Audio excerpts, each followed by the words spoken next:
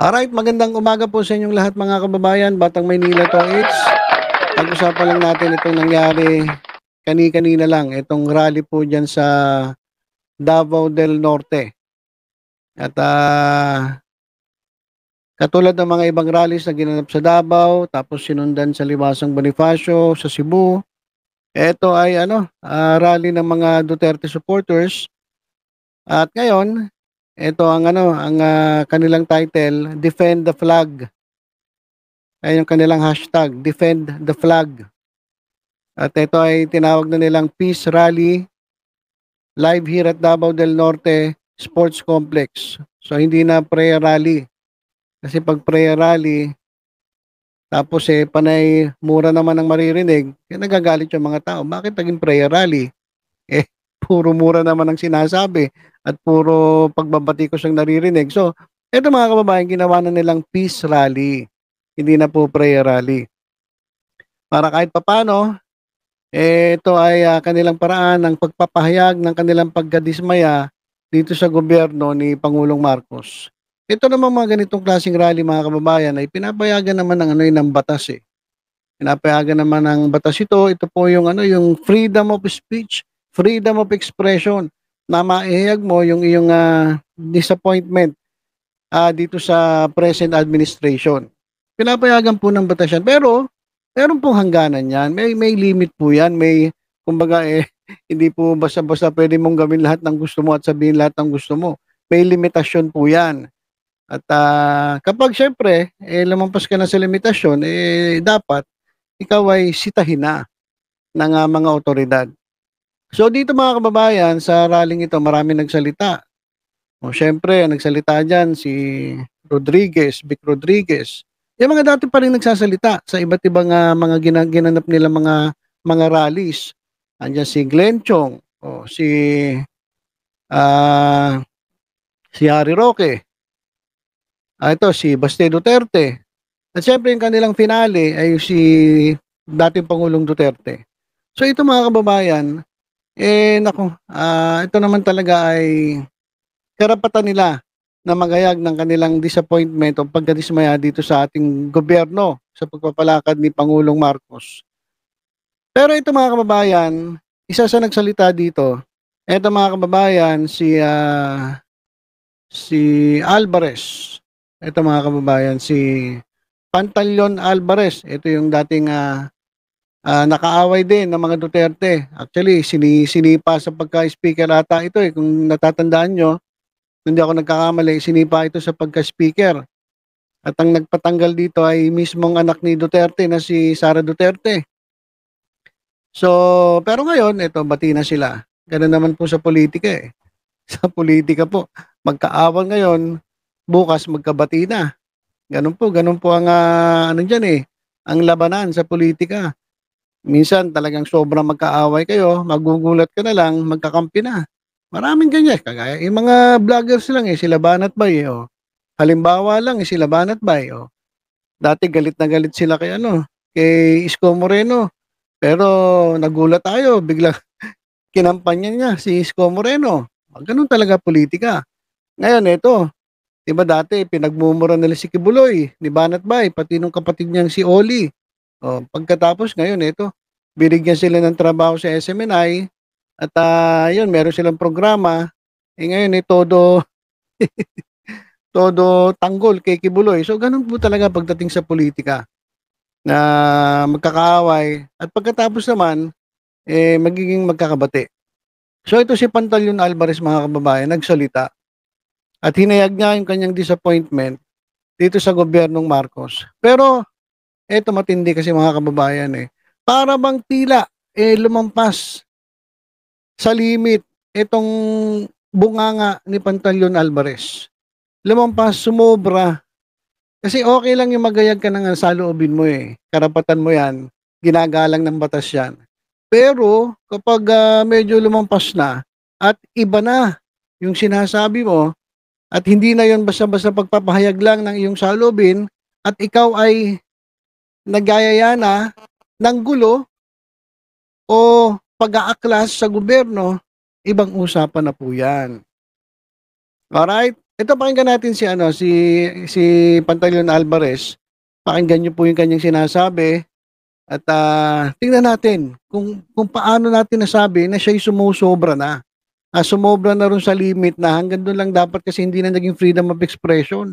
Ang nangyari, ano na, inciting to sedition na ang nangyari. Ito, panoorin po natin si Alvarez. Libre na mo sugod sa tagong.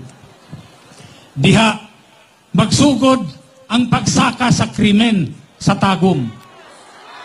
Diha, nakita nato, mga luoy nga tao, rape, murder, o guban pa. Unya, kaingon ko, nga, mubarato ang bugas. Naunsa, ang ning barato sa tagong, shabu. Dili bugas, shabu. Ang tagong karon, number 1 supplier sa shabu. Unya, sa mga barangay, kitang mga taga-tagom nasayod tanian eh. Tanang illegal timbalik. Lasto, suertres, hantak, na tanang illegal nimbalik. Ubos sa pamunuan ni Chungoy. Unya, mayon pa nga, dili na tinuod, uy! Dili na tinuod, uy! Pastilan. Kining pamilya ha, ang gihimo nila sa Davao de Oro, kung diin, gisukan naman yun yung mga pamilya ha, kay giluod na ang mga taga Davao de Oro sa ilaha. Bisag unsaon, dili na makabalik sa Davao de Oro. Mauna, diri na po sila sa Davao del Norte nagsamok-samok.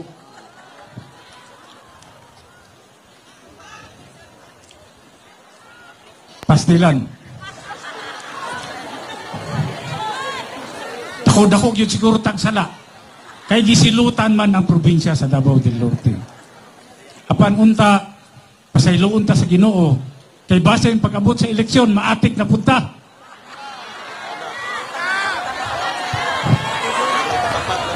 Sama sa pag-atik sa ato sa presidente sa Pilipinas. Nabudol-budol ta. Hisgutan nato na. Ako, hadlok ko, namubuto ang gira diha sa West Philippine Sea. Hadlok ko.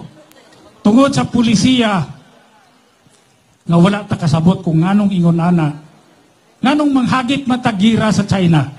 Unsa may daganan nato? Pastilan. Luoy kayo. Kanang ato ang Coast Guard, kanang ato ang military, they will be massacred. Mabitaw karon, manawagan ko, muhangyo ko sa atong nga igsuon nga military.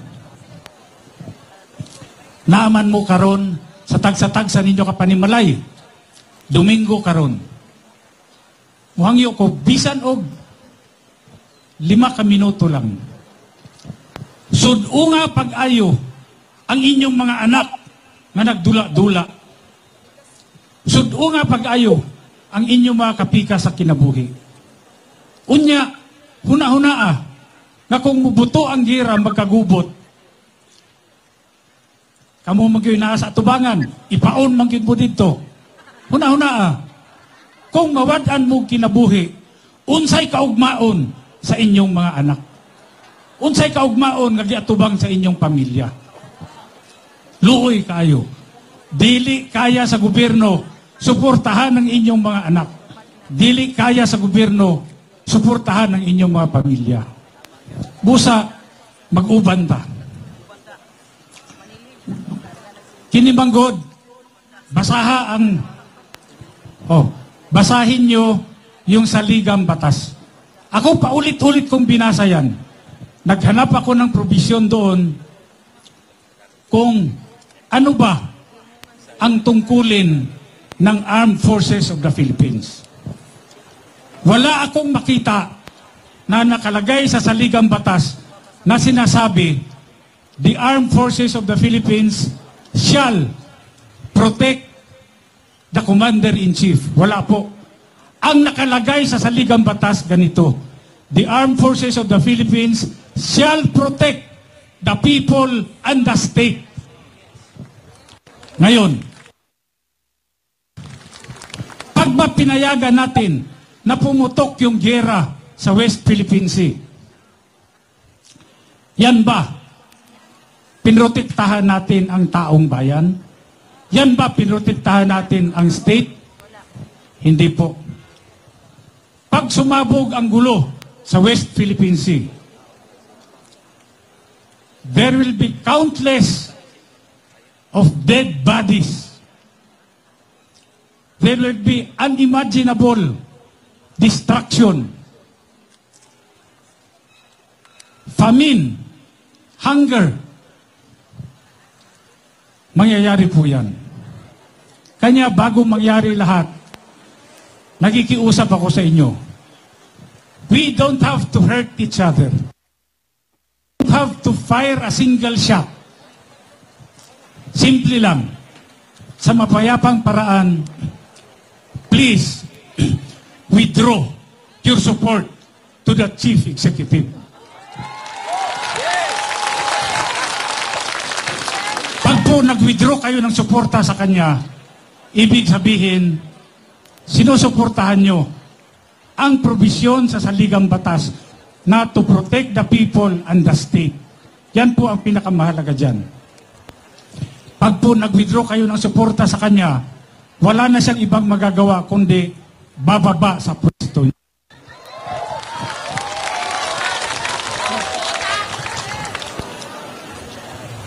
Gusto mo manaog si Bobo Marcos?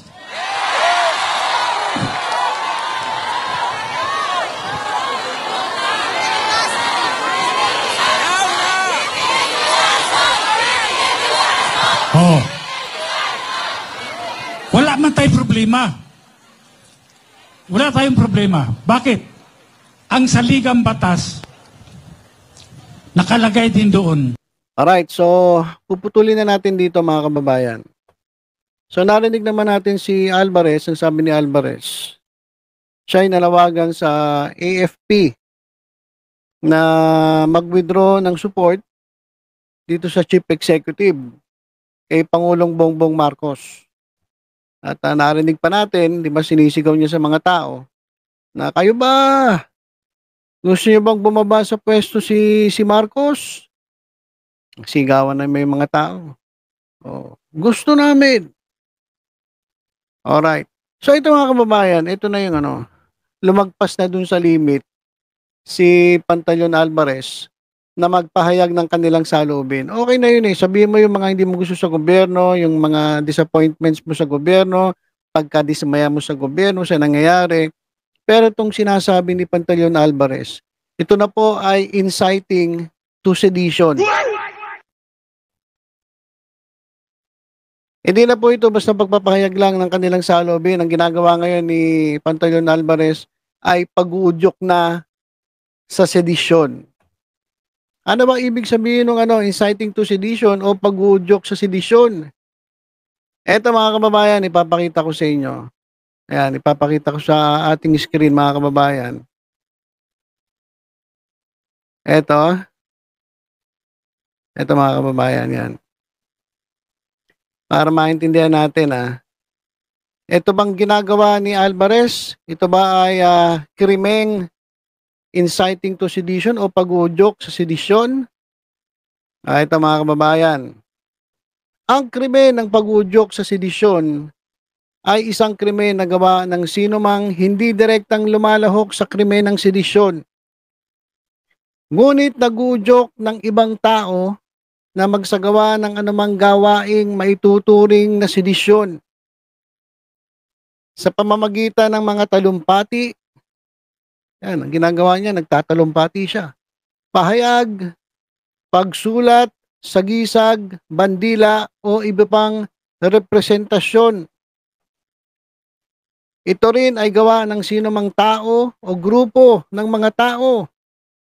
Ito actually, ito si Pantaleon Alvarez, gawa ng tao at grupo ng tao, ito grupo nila, itong grupo ng mga Duterte supporters, kung sino man nagsasalita diyan.